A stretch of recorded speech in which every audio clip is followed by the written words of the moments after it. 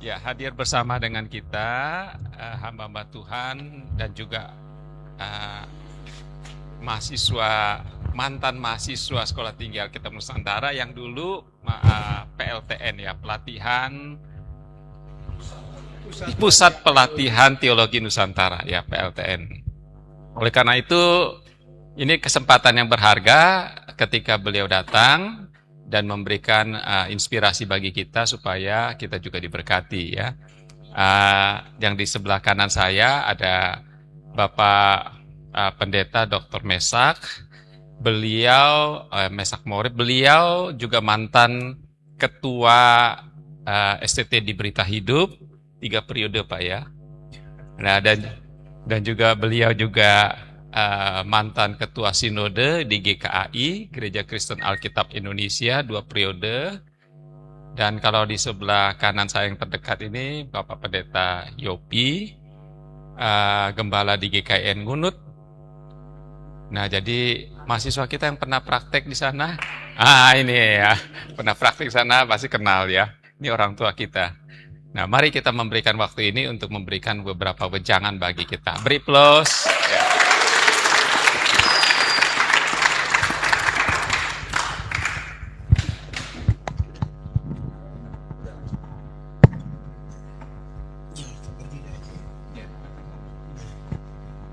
Ya, selamat pagi.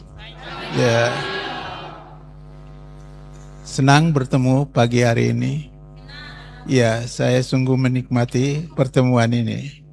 Baik Bapak Ibu, saudara-saudara, staf, dosen, saya sungguh berterima kasih dalam acara penting diberi kesempatan. Tujuan saya ke sini untuk bertemu Pak Budi, tapi Tuhan izinkan kita bisa bertemu kalian semuanya.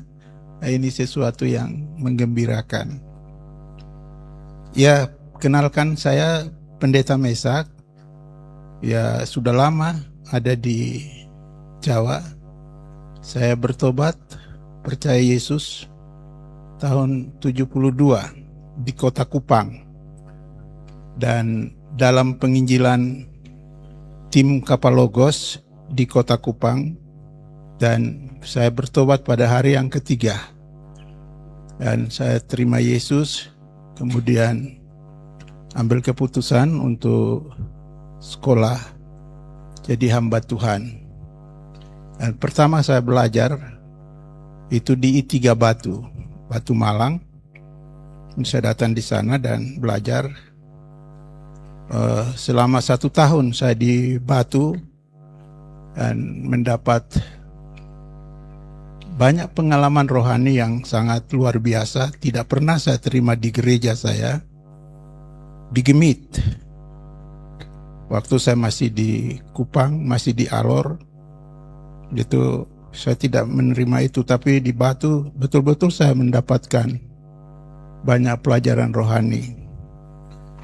Cuma memang saya datang sekolah di Batu itu karena semangat, ya. Jadi belum dipanggil untuk jadi mahasiswa, tapi saya berani datang ke sana untuk belajar. Waktu saya masuk, saya ditolak. Saya tidak diterima karena belum dipanggil. Saya pernah mengisi formulir pendaftaran waktu acara KKR itu, dan ada mahasiswa dari I3 yang praktek di Kapalogos. Kemudian mereka membagikan formulir itu. Saya sudah isi itu.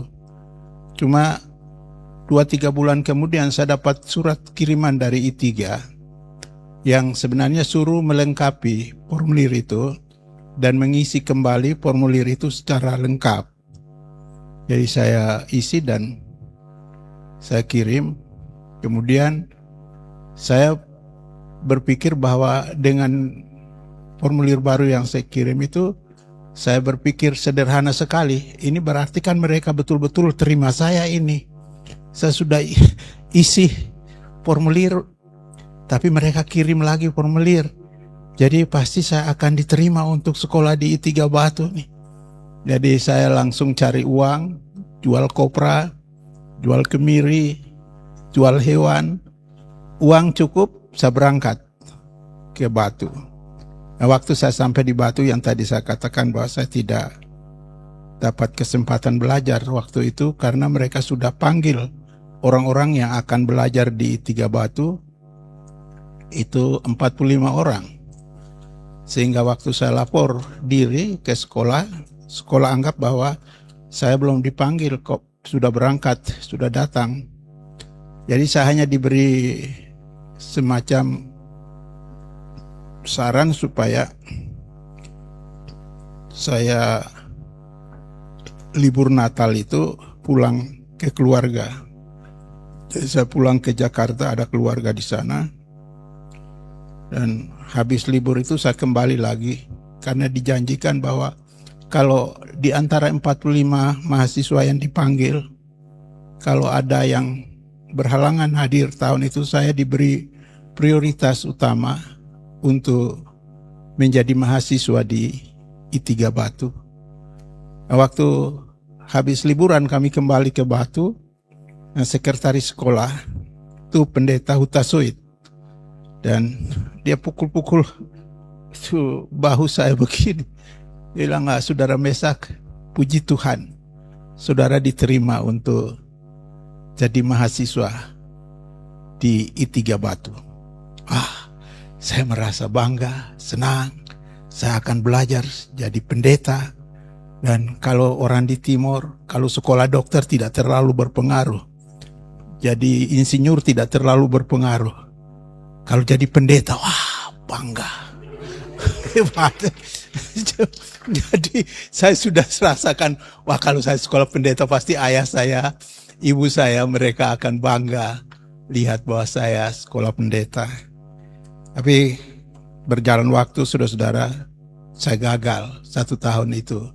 Karena sesudah bertobat, saya tidak dapat bimbingan dari gereja. I3 minta supaya 2 tahun dibimbing di gereja, baru boleh ikut kuliah di Batu. Tapi kan saya belum dibimbing, sehingga waktu saya di Batu itu ada beberapa hal yang menimbulkan kesulitan buat saya. Yang pertama, ya masalah akademi saya kurang. Ya. Jadi dulu itu dibilang nilai kurang 2 itu saya ada 5,2. Jadi waktu 1 tahun, karena di I3 itu di tes selama 1 tahun, kalau 1 tahun bisa lewati dan nilainya bagus bisa lanjut untuk belajar di I3. Kemudian kondite saya pun dipertanyakan karena di situ ada catatan-catatan mengenai kondite saya, bahwa saya merokok, sudah masuk sekolah Alkitab tapi saya masih merokok. Catatan saya merokok itu 12 kali. Jadi setiap makan selesai ke kamar mandi merokok dulu, nanti puntung rokoknya ditaruh di ini, disiram. Tapi itu kan gabus, jadi siram dia nggak masuk. Dia terus mengapung begitu. Jadi nanti kakak tingkat saya masuk dan lihat, ini tadi siapa yang masuk di sini kok ada puntung rokok di sini. Oh, tadi Mesak ya. Nama saya Mesak. Jadi, oh ya sudah. Dicatat, Mesak merokok di kamar mandi nomor sekian, tanggal sekian, jam sekian. Itu semua lengkap lah. Ditulis itu semua. Saya tidak pernah pikir bahwa itu ada catatan begitu. Dan setiap catatan mengenai rokok saya, jam, tanggal, hari, semua jelas ada di sini. Dan saya tidak bisa menyangkal, kamu melakukan itu? Ya.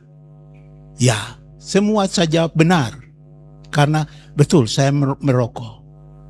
Dan hal lain yang menjadi masalah buat saya dipertahankan di I3 itu, karena saya punya etika kurang baik dengan dosen. Karena ada dosen saya itu Cina Manado atau Cina Batak ya, Roni Sikarlaki. Mungkin yang tua-tua di sini masih ingat Bapak Roni, orang yang hebat. Dia sekretaris dari Pak Oktap, ya hebat sekali dia. Tapi dia ngajar latar belakang Alkitab. Dan kalau dia mengajar itu lembut sekali. Ya, kita orang Timur semangat-semangat begitu. Oh, datang omongnya lembut. Hitung tahun ini raja ini memerintah, anak ini mati diganti oleh anaknya. Tahun ini sekian, hitung-hitung begitu. Ya saya ngantuk. Jadi setiap kali guru itu ngajar, saya tidur. Karena itu duduk keliling meja gini, jadi saya taruh kepala saya di meja. Mungkin dia sudah berulang lihat saya begitu, dipikir saya kurang perhatikan atau kurang simpati dengan dia. Dia datang kok, pegang bahu saya di sini, pukul. Saya kaget banget. Saya lihat begini. Dia tanya saya begini, saudara tidur? Tidak, Pak. Matamu merah. Tidak, Pak, saya tidak tidur. Betul kamu tidak tidur? Betul, saya tidak tidur.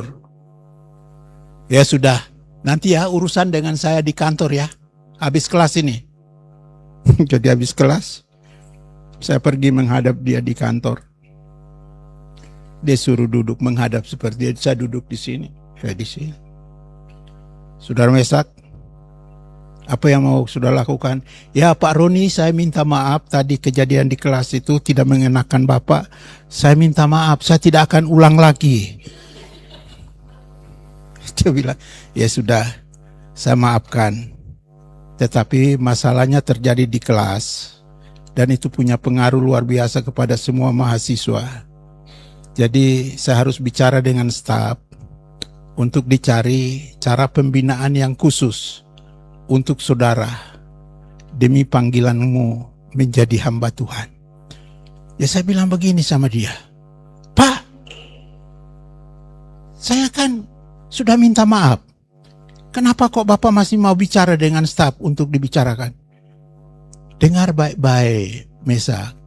Ini saya sudah maafkan kamu untuk kebaikan kamu dan masa depan pekerjaan Tuhan melalui hidupmu.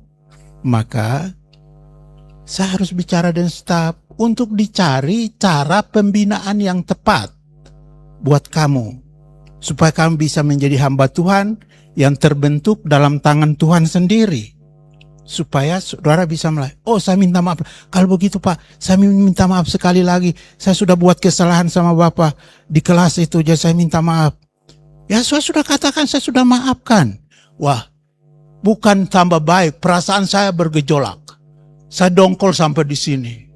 Marah saya. Jadi saya bilang, Pak, kok saya sudah omong kok Pak, nggak mau maafkan saya. Sudah kita berdoa saja. Jadi dia suruh, ya kalau begitu saudara Mesak yang berdoa. Jadi saya berdoa begini, dengar doa saya, jangan ikut doa ini ya.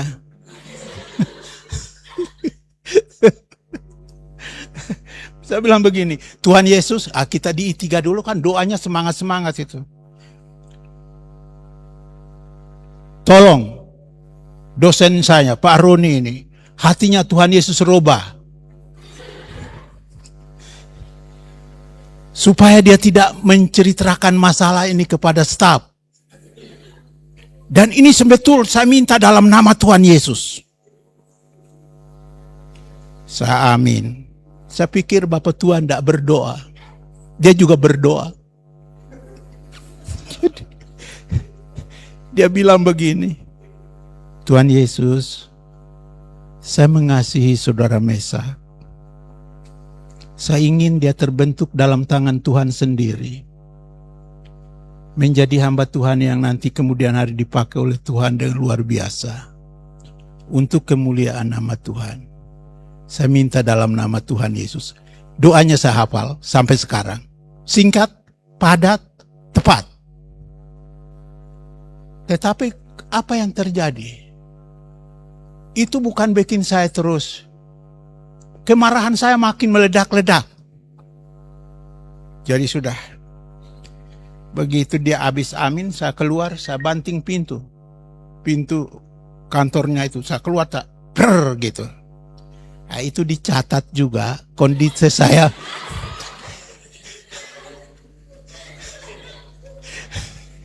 Itu kondisi saya buruk. Ya, kondisi saya buruk. Nggak hormat sama orang tua. Nggak hormat sama dosen. Mahasiswa kok nggak hormat sama dosen. Kalau kau jadi dosen, bisa. Kok mahasiswa belum belajar, kok datang belajar sama orang, kok marah-marah sama dosen. Ya sudah lewat. Jadi malam itu kan di Batu dulu, sekarang mungkin dingin juga, tapi dulu lebih dingin lah. Masih pohon besar-besar yang ada di Batu itu dekat kampus itu. Malam dingin, ya kita tidur selimut tebal. Ya kita tidur, tutup, rapat. Jam 4 bangun untuk doa pagi. Jadi bel, teng, teng, teng, teng.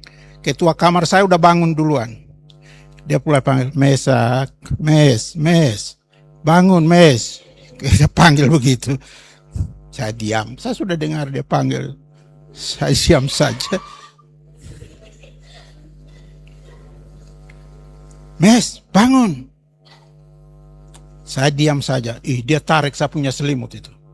Seret gitu. Aduh, saya punya jongkol sampai di sini.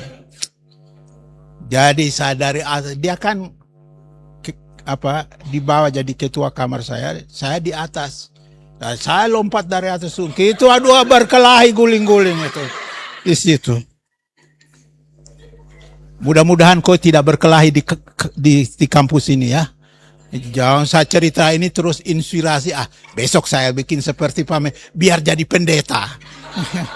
Gak usah. Itu setan yang buat semua itu. Cuma saya suruh cerita apa yang bisa saya alami, yang bisa memberkati, bisa tidak memberkati. Saya memberkati saudara-saudara. Pilih itu yang baik-baik saja ya. Jangan yang buruk-buruk yang saya lakukan itu. Cuma saya harus jujur sama kamu apa yang terjadi. Tuhan buat saya sampai sekarang seperti ini. Sudah tua loh, umur saya 75 tahun. Dan saya masih keliling Indonesia untuk melayani. Jadi itu luar biasa, Tuhan hebat itu.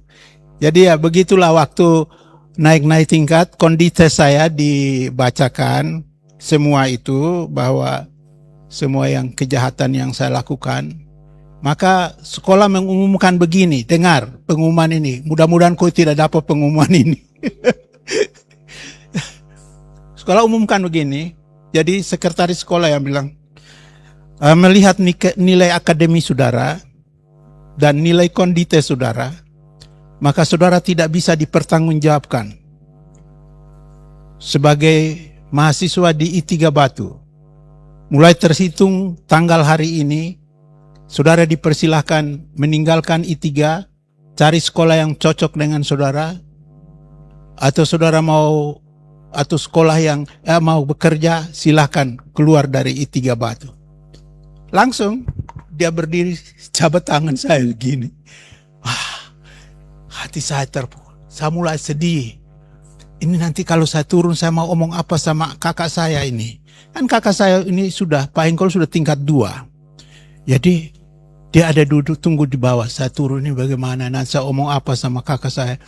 Nanti saya sudah mulai berpikir bagaimana kalau nanti ada berita ke Alor, orang tua di Alor dengar bagaimana hati mereka sedih atau tidak. Bagaimana dengan gereja saya di Alor, mereka akan berpikir bagaimana kalau saya seperti ini hidup saya. Dan saudara-saudara tahu, saya sudah makin Tuhan hantam, dihancurkan hati saya. Supaya jangan sombong, supaya jangan angkuh, jangan anggap engkau hebat. Kok baru belajar kok begitu? Ngelawan guru. Baru belajar kok nggak mau ikut tata tertib yang ada. Harus engkau terima dong. Jadi saya turun itu, kakak saya udah datang rangkul. Bagaimana Mesak? Hati saya makin hancur. Bagaimana? Sukses kok? Berhasil kok? Diam. Ya saya bilang begini, Kak, kita pergi aja ke ruang doa. Baru saya cerita. Jadi di I3 itu ada gedung panjang besar. Sekarang mungkin sudah berubah ya, saya nggak tahu. Tapi itu dibuat ruangan-ruangan khusus untuk kalau ada mahasiswa yang punya pergumulan, dia bisa berdoa di situ. Jadi saya dibawa kakak saya, kita masuk ke ruang doa itu dan baru saya ceritakan semua yang saya ceritakan ini. Saya cerita sama mereka. Kakak saya hanya berpesan seperti itu. Mesak, dia bilang begini, di Itika kamu gagal, tetapi Tuhan tidak pernah gagal dengan kamu. Amin. Ya, di Itika kamu gagal, tapi Tuhan tidak pernah gagal dengan kamu. Kalau kamu tidak sekolah di Itika, pasti Tuhan punya maksud kamu akan sekolah di tempat yang lain. Kalau kamu tidak melayani di sini, pasti Tuhan mau kamu melayani di tempat yang lain. Ya, itu luar biasa. Dan sampai sekarang saya ingat betul pesan itu. Kakak saya sudah mati, sudah meninggal, tapi pesannya masih hidup dalam alam pikiran saya. Saya bisa sampaikan kepada saudara-saudara. Ya, kalau ada tantangan, ada kesulitan, jangan mudah menyerah. Lihatlah ke depan, Tuhan punya rencana yang lebih baik untuk saudara. Ya, kita tidak mulus, ada yang mungkin mengalami kegagalan. Tetapi lihat ke depan, Tuhan punya Dia tidak pernah salah. Tuhan Yesus tidak pernah keliru panggil seseorang menjadi hamba Tuhan. Kok kumpul di sini, ada di ruangan ini dan mau belajar di sini? Kok ada di sini? Karena Tuhan punya panggilan. Seseorang yang mau menjadi hamba Tuhan harus jelas panggilannya. Kalau panggilannya nggak jelas, hanya mau coba-coba, mau jadi hamba Tuhan, wah lihat orang itu hebat, wah saya juga mau seperti dia. Tidak boleh banding-bandingkan begitu. Tiap kita bertanggung jawab di hadapan Tuhan, bahwa Tuhan punya rencana, tidak pernah gagal dalam hidup kita. Dan kita ada di sini, karena Tuhan yang panggil kita ada di sini. Amin. Tuhan yang panggil kita ada di sini. Bukan tiba-tiba kita ada di sini. Tuhan yang punya panggilan. Matius pasal yang pasal 4 ayat 19. Ya, mari ikut aku. Kamu akan kujadikan apa? Penjala manusia. Pegang itu. Kalau belum jala satu orang pun jangan berhenti dari sekolah ini. Ya. Kalau belum menangkan satu orang pun jangan Anda coba-coba berhenti jadi hamba Tuhan. Kalau sudah sampai di sini, udah belajar Alkitab, belajar teologi di sini, Anda harus bertekad, Tuhan yang panggil saya. Saya bukan orang yang lebih hebat dari orang lain. Bukan saya orang yang pandai, pintar, cerdas, semua saya bisa. Bukan. Tapi karena Tuhan panggil, saya mau taat, ikut Tuhan. Supaya saya mau melaksanakan amanat agung Tuhan Yesus. Itu yang Tuhan punya rencana buat kita, ada di sini. Ya memang kalau sekolah, kita bersaing dalam belajar. Ada yang pintar, ada yang mungkin setengah pintar. Ada yang mungkin berat sekali seperti Pak Mesak ini. Berat angkatnya. Tapi kalau saya bisa, dari I3 gagal bisa datang. Sekolah, dulu sekolah saya tidak terkenal. PLTN. Bingung toh sekolah itu? Pusat Latihan. Pak Budi apa lagi? Hah? Oh ya, aduh, sekolah juga saya sudah lupa itu. Pusat Latihan Teologi Nusantara. Betul, PLTN. Tapi itu bentuk saya. Saya belajar menginjil, saya belajar mendirikan jemaat, saya belajar untuk menggembalakan waktu saya sekolah di PLTN. Bukan seminar seperti ini. Bukan STT yang seperti ini. Di kantor kita belajar. Dan Tuhan betul-betul, kakak saya bilang, Tuhan punya rencana lain. Pasti kamu akan melayani dan berhasil. Dan betul, 4 tahun saya 1 tahun di Malang, di Batu, 4 tahun di sini, dan berhasil di Jalan Bromo itu, dulu Jalan Welirang, Jalan Bromo itu, GKIN di Bromo itu, Immanuel Bromo, itu dulu cikal bakal di mana kami yang mulai merintis. Dan kalau saya datang ke Malang dan lewat Jalan Bromo lihat itu, hanya air mata yang keluar. Saya melihat Tuhan luar biasa, janji Tuhan. Tuhan bilang, kamu akan berhasil, bukan di I3, tapi Tuhan mau pakai di tempat yang lain. Dan sesudah saya sekolah di sini, saya diutus ke Surabaya, merintis gereja lagi dari nol. Tempat itu dulu tempat masih dusun, luar biasa. Sekarang menjadi kota satelit hebat di Putat Gede itu. Sekarang gereja yang dulu saya bangun di sana gak kelihatan dari atas jembatan, dari jalan tol kita sudah gak bisa lihat itu. Tapi bisa berhasil mendirikan gereja di sana. Dan saya mau, ada satu hamba Tuhan datang dari Amerika, Pak Kris Marantika, bawa visi baru, dia semangat untuk visi 111, satu desa, satu jemaat dalam satu generasi. Dan itu, wah, setiap kali dikomunikasikan, hati itu saya berdebar, hati saya berdebar-debar. Saya tidak ada masalah dengan GKIN, saya tidak ada masalah dengan sekolah di sini, tapi saya mau ikut dengan Pak Kris lah. Saya mau ke Jogja, saya mau belajar di sana lagi. Akhirnya betul, saya ambil keputusan, gereja saya serahkan, panggil sinode, panggil misi, datang serahkan. Kemudian saya pindah ke Jogja. Dan saya mulai kuliah di Jogja dan mulai melayani, mendirikan. Saya mendirikan 7 gereja di Jogja. Sudah punya gedung gereja, saya cari orang untuk jadi gembala. Buka lagi, berdiri lagi, sudah punya gedung gereja, cari orang jadi gembala. Itu semua 7 gereja yang saya buka di Jogja. Dari gereja pertama itu jadi pusat pelayanan Injil buat saya. Pusat misi, gerakan untuk menjangkau Indonesia. Dan saya mulai ke Kalimantan. Melalui satu mahasiswa saya yang gagal dalam seperti saya dulunya. Dia juga nakal, dia dikeluarkan dari sekolah. Saya tampung di gereja saya. Kemudian saya muridkan dia betul-betul. Dan dia pergi 6 bulan ikut saya utus pulang ke Kalimantan. Dan kira-kira 1 bulan, 2 bulan kemudian dia panggil saya, Pak, sekarang sudah ada orang yang siap untuk dibaptis, Bapak datang.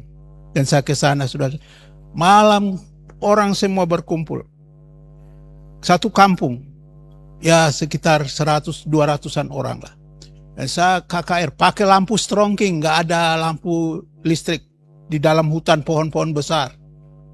Dan saya tantang semua angkat tangan, semua bertobat, percaya pada Tuhan Yesus. Dan besok mereka siap antri untuk dibaptis. Dan besoknya saudara-saudara semua sudah pagi udah antri di pinggir sungai itu kampungnya. Ya kita antri di sungai dibaptis. Ya itu kepala dusunnya itu tetap duduk bungkus badan duduk di situ nonton. Jadi saya tanya, Bapak, tadi malam itu Bapak dengar nggak saya bicara itu? Saya dengar lah Pak. Apa yang saya omong? Ya percaya Tuhan Yesus toh. Tadi malam Bapak percaya Tuhan Yesus enggak? Ya saya percaya Tuhan Yesus. Kenapa orang lain udah berdiri antri untuk mau dibaptis kok Bapak enggak ikut antri dibaptis? Kalau saya dibaptis, siapa yang urus? Dia tunjuk-tunjuk dia. Urus apa Pak? Jadi rupanya ada 2 tengkorak. 2 tengkorak itu dulu mereka perang atau apa itu. Jadi ada hari-hari atau bulan tertentu mereka turunkan dibersihkan, nanti ada upacara-upacara melalui tradisi mereka itu. Ya, itu dia yang jaga. Jadi saya bilang, untuk apa kau urus itu tengkorak? Tengkorak itu tidak boleh taruh di sini. Tengkorak itu harus dikubur di kuburan sana itu loh. Bapak bersedia enggak? Kita kubur tengkorak supaya Bapak dibaptis. Ya panggillah orang kampung yang punya, saya ini hanya kepala dusun.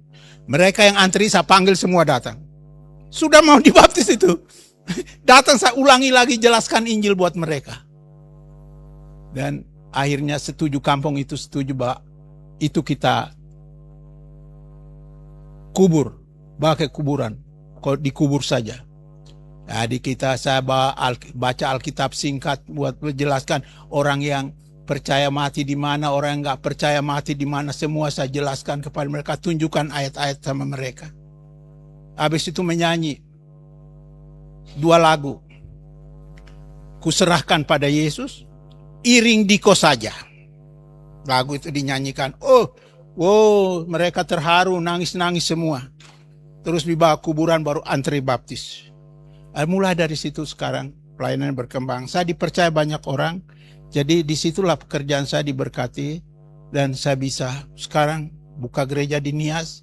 Nias sudah 13 gereja. Saya buka gereja di Bengkulu. Bengkulu sekarang sudah ada 6 gereja di sana. Ke suku Anak Dalam, di hutan. Pertama kita pergi, kita harus teriak, "Wuh!" Karena mereka itu pakaiannya hanya di bawah. Ini aja. Atas ini enggak. Jadi kita harus berteriak supaya orang mempersiapkan diri. Wuh! Gitu. Hutan rimba, jalan kaki, naik speed itu 3 jam. Naik kapal, perahu motor lah. 3 jam lewat Sungai Waras itu, Rawas itu. Terus nanti naik gunung jalan kaki itu 3 jam lagi baru sampai di tempat mereka. Itu kita teriak begitu, nanti mereka baru kita masuk. Mereka, kita ini ajar mereka. Lagi kita omong, mereka juga omong. Kalau ada tikus lari semua ikut kejar itu tikus. Gak mau peduli. Tapi waktu saya bicara, Tuhan luar biasa. Mereka tenang, mereka dengar. Dan saya tantang, ada yang mau dibaptis. Semua baptis. Jadi 27 orang, suku Anak Dalam, minta dibaptis. Saya baptis semua. Dibaptis. Dan sekarang di dalam hutan itu kita buka gereja. Sudah 35 kakak, kita bangun gereja sendiri di dalam hutan. Jadi mereka, dusun yang terdekat, jadikan itu satu dusunnya sendiri. Jadi ya, saudara-saudara, itu berkembang. Dan di Jambi, di Bengkulu, kemudian di Nias, itu betul-betul semua pelayanan yang Tuhan ini. Dan saya hanya mengingat, kalau Tuhan tidak pakai di sini, tidak belajar di sini, Tuhan akan bawa kamu untuk belajar di sini. Dan Tuhan taruh saya di hati untuk Indonesia. Dan sekarang saya mulai buka gereja di Sumba, sudah berjalan. Dan ya, besok Oktober saya akan ke Sumba lagi untuk lihat pekerjaan di sana. Saya akan bikin persekutuan doa di Kupang. Dan nanti dari Sumba ke Kupang 3 hari. Dan nanti dari Kupang ke Alor. Ke Alor itu kita kerjasama dengan Yayasan Ayalon Indonesia. Dan itu akan ada training hamba-hamba Tuhan di sana. Itu sekitar 200-an, 300 orang hamba Tuhan yang akan kumpul di Mainang. Ada bukit doa mereka yang kita akan pakai di sana untuk tanggal 27 sampai tanggal 4 November. Saya akan melayani mereka. Nanti bulan Desember ini sudah ada jadwal. Nanti minggu kedua saya akan berangkat ke Halmahera, Maluku Utara. Ya, kita akan buka pendampingan belajar anak dengan satu yayasan edukasi abdi negeri. Ya, Yayasan Edukasi Abdi Negeri. Kita akan bekerja sama untuk buka pendampingan belajar anak. Itu semacam strategi pendekatan untuk Injil, untuk pelayanan Injil di sana. Jadi mungkin lain kali saya datang lagi, saya omong lebih panjang. Tapi ini hanya beberapa pengalaman yang saya sampaikan kepada Bapak Ibu saudara-saudara. Gereja GKIN, Pak Budi ada, itu dirintis awal. Saya termasuk pengurus sinode, tidak tahu apa-apa waktu itu. Tapi diangkat jadi pengurus sinode pertama, jadi bendahara. Jadi sinode pertama itu saya ada. Mudah-mudahan nama saya masih ada dicatat di dalam. Kalau dilupa juga enggak apa-apa. Itu sudah enggak perlu lagi itu nama itu. Ya. Jadi itu. Dan sekarang saya kalau datang di sini lihat pertumbuhan perkembangan GKIN itu, hati saya luar biasa bersukacita. Tapi bangga dan rasa senang, puas. Bagaimana dulu kita lakukan itu Tuhan nyatakan buat kita. Ya saya kira ini sedikit tadi bilang dorongan motivasi. Apalagi yang saya mau omong ya. Sudah tidak ada, ini kesaksian aja, pengalaman yang saya kira berhubungan dengan panggilan saudara, berhubungan dengan studi saudara di sini. Anda mantap. Bagaimana pengalaman mungkin jatuh bangun sulit, sukar, tapi tetap pandang. Tuhan tidak pernah salah, tidak pernah keliru, panggil saudara untuk belajar di tempat ini. Amin. Ya, terima kasih, Tuhan berkati.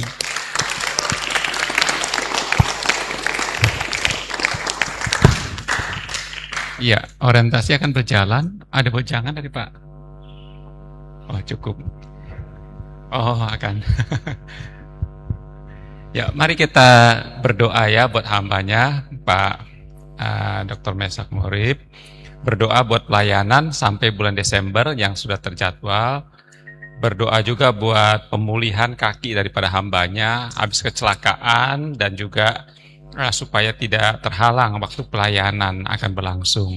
Demikian juga untuk hambanya Pak Yopi Mustika, kiranya diberikan kesehatan, kekuatan keluarga maupun pelayanan di Ngunut diberkati Tuhan. Mari kita tundukkan kepala, kita berdoa bersama-sama. Hati kami dibesarkan oleh Engkau Tuhan, melihat rencana Tuhan yang tak pernah gagal melalui hamba-Mu, Bapak Pendeta Mesak Muharib, dan ada orang-orang yang dibawa di dalam pengenalan akan Engkau. Gereja-gereja bertumbuh di dalam Engkau Tuhan, bahkan satu sinode bisa berdiri. Oleh karena itu Tuhan, biarlah komitmen daripada hamba-Mu ketika dipanggil oleh Tuhan, meninggalkan kampung halaman dan terus berjalan dengan visi dan rencana Allah. Biarlah Tuhan terus menggenapi satu persatu selama Allah terus bekerja di dalam kehidupan hamba-Mu, selama hari masih siang, karena kami tahu ketika malam itu tiba, tidak ada seorang pun yang dapat bekerja.